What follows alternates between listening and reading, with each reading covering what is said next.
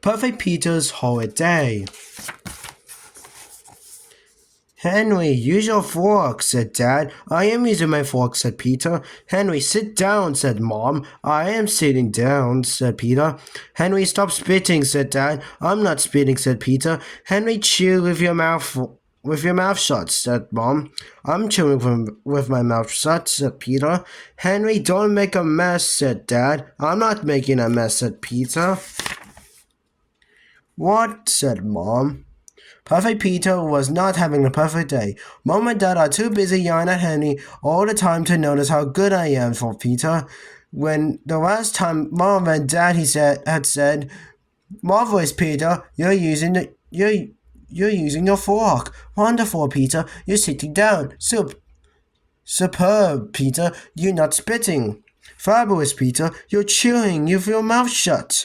Perfect Peter, you never make a mess. Perfect Peter dragged himself upstairs. Everyone just accepts me to be perfect," thought Peter, as he wrote his Aunt Anne's a thank you note for a super firm vest.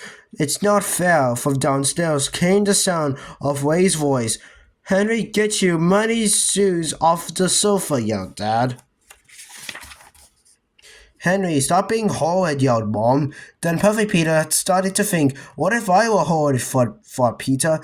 Peter's mouth dropped open while a horrid thought. He looked around quickly to see if everyone had noticed. He was alone in the immaculate bedroom. No one would ever know he thought such a terrible thing, but imagine being horrid. No, that would never do. Peter finished his letter, read a few pages of his favorite magazine. Best Boy got into bed and turned off his light without being asked.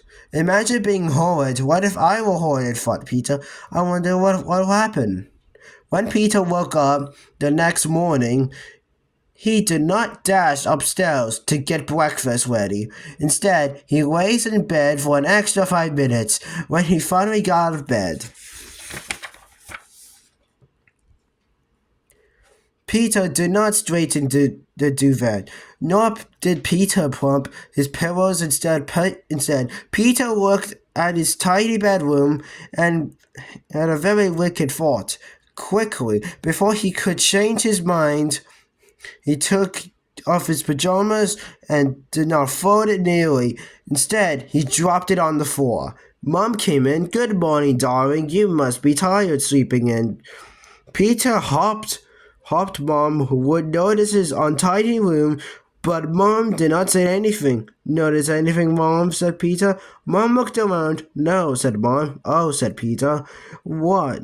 said Mom. "I haven't made my bed," said Peter. "Clever you to remember it's wash day," said Mom. She stripped.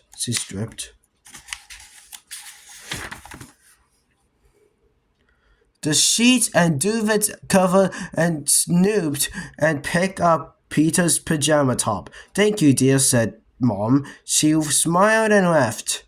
Peter frowned clearly. He would need to work harder at being horrid. He looked at his beautiful arranged books. No, he gasped, as a dreadful.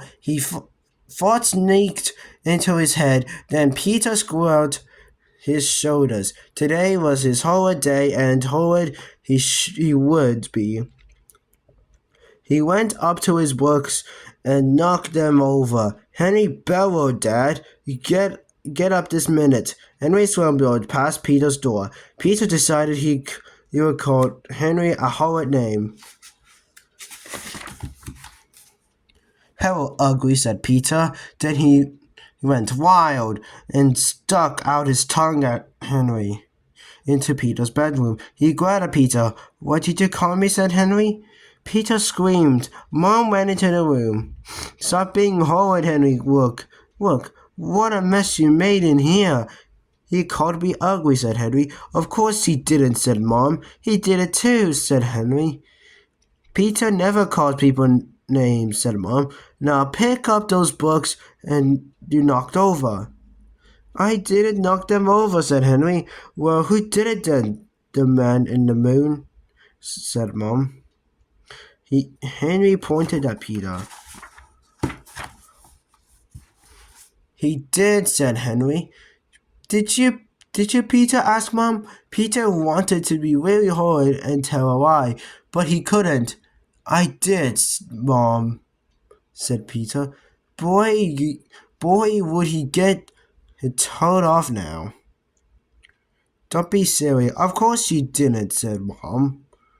You're saying that to protect Henry.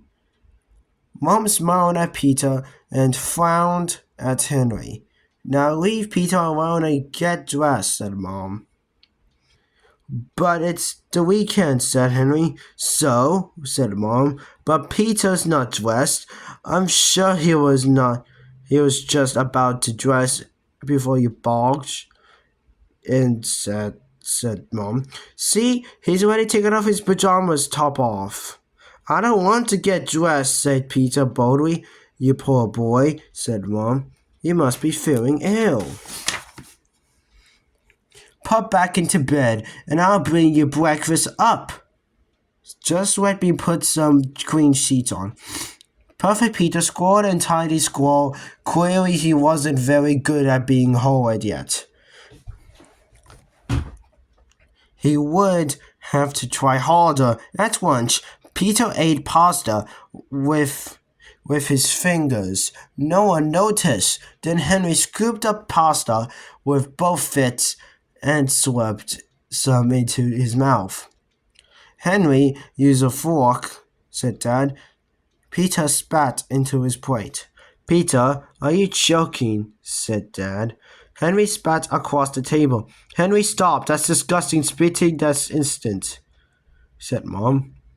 Peter chewed with his mouth open. Peter, is there something wrong with your teeth? Said Mom. Henry chomped and dribbled and gulped in his mouth as wide open as possible. Henry, this is your last warning.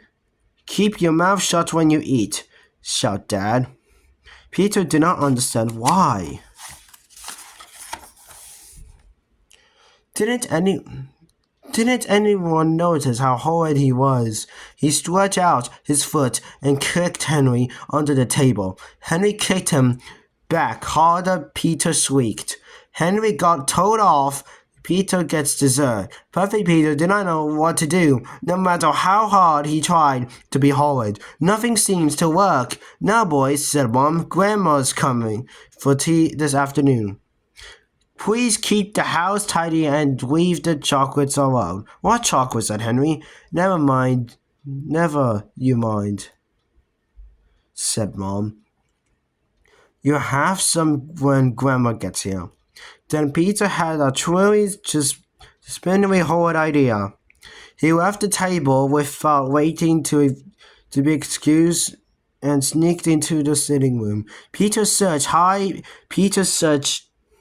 Well, then Peter found a large box of chocolate hidden behind some books. Peter opened the box. Then he took a tiny bite out of every single chocolate when he was found good ones. With gooey chocolate fudge century, he ate all of them. The yucky raspberry and strawberry and lemon creams he put back. He thought Peter. He felt excited when he had done with absolutely awful. Mom and Dad were sure to notice. Then Peter worked around the tidy sitting room. Why not mess it up a bit? Peter grabbed a cushion from the sofa. He was just about to fling on the floor when he heard something sneaking into the room. What are you doing? Said Henry. Nothing, ugly, said Peter. Don't call me ugly, Toad, said Henry. Don't call me Toad, ugly, said Peter.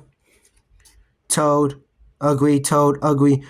Mom and Dad ran in. Henry, shouted Dad. Stop being horrid. I'm not being horrid, said Henry. Peter's calling me names. Mom and Dad look at each other. What is going on? Don't worry, Henry, said Mom. I did not I did not call him a name.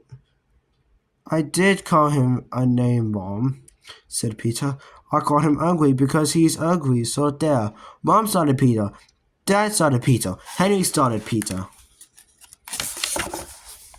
If Peter did call your name, it's because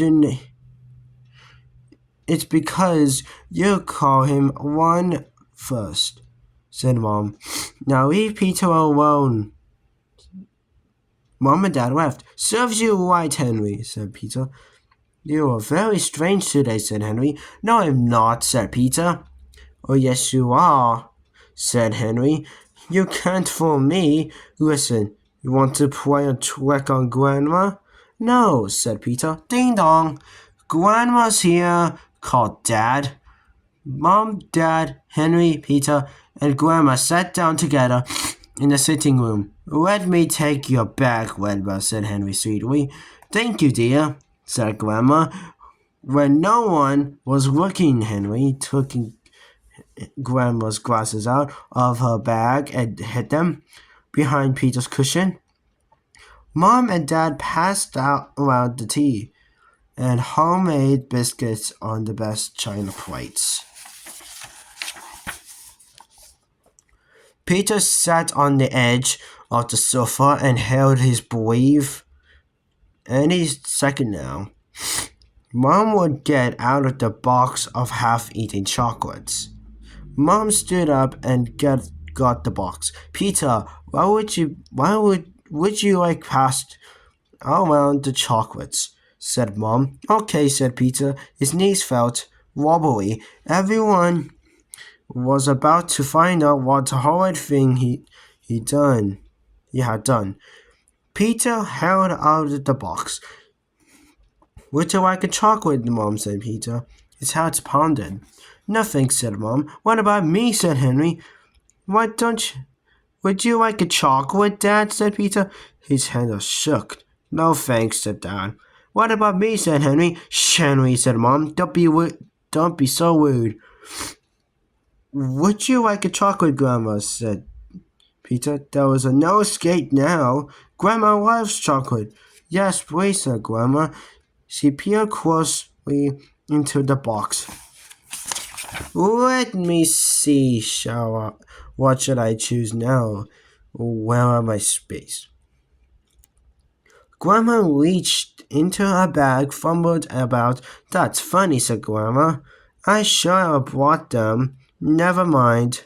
Grandma reached into the box, chose a chocolate, and popped it into her mouth. Oh, said Grandma, strawberry cream. Go on, Peter. Have a chocolate. No, thanks, said Peter. What about me? Screamed Howard Henry. None for you, said Dad. That's not how you ask. Peter grit his teeth if no one was going to notice the chewed chocolate. He have to do it himself. I will have chocolate, announced Peter loudly. Hey, who's eating all the fudge ones? And who's taking bites out of the rest? Henry, yelled Mom. I've told you a million times to leave the chocolates alone. It wasn't me, said Henry. It was Peter. Stop blaming Peter, said Henry. You know he never eats sweets. It's not fair, sweet Henry. Then he snatched the box from Peter. I want some chocolates. Peter snatched it back. The open box fell to the floor. Chocolates flew everywhere. Henry, go to your room, yelled Mom. It's not fair, squeaked Henry. I'll get you for this, Peter. Then Horrid Henry ran out of the room, slamming the door behind him. Grandma patted the sofa beside her. Peter sat down. He could not believe what did a boy have to do to get noticed. How's my best boy? Asked Grandma. Peter sighed. Grandma gave him a big hug. You're the best boy in the world. Peter, did you know that? Peter glowed. Grandma was right. He was the best. But wait, today he was horrid. No, he was perfect. His holidays were over. He, he was much happier being perfect. Anyway, being horrid was horrible. I've had my holiday thought, Peter. Now I can be perfect again.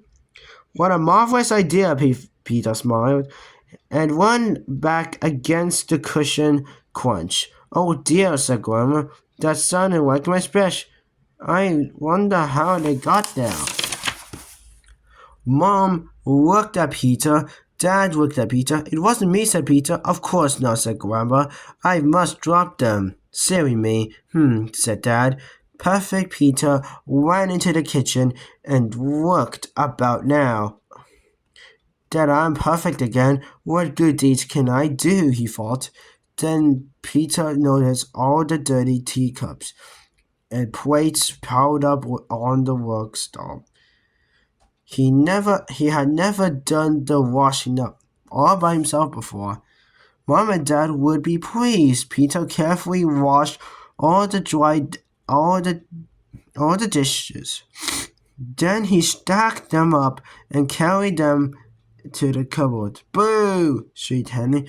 Henry leaped out from behind the door. Crash. Henry vanished. Mom and Dad went in. The best china away in peace. All over. The floor. Peter! Yelled Mom and Dad. You horrid boy! Yelled Mom. Go to your room! Yelled Dad. But, gasped Peter. No buts! Shouted Mom. Go! Oh, my lovely dishes! Lovely Peter went into his room. Ah! Shrieked Peter. And that's the end of the book. Also, I have to give it back like either 2 days or tomorrow. Anyways, goodbye.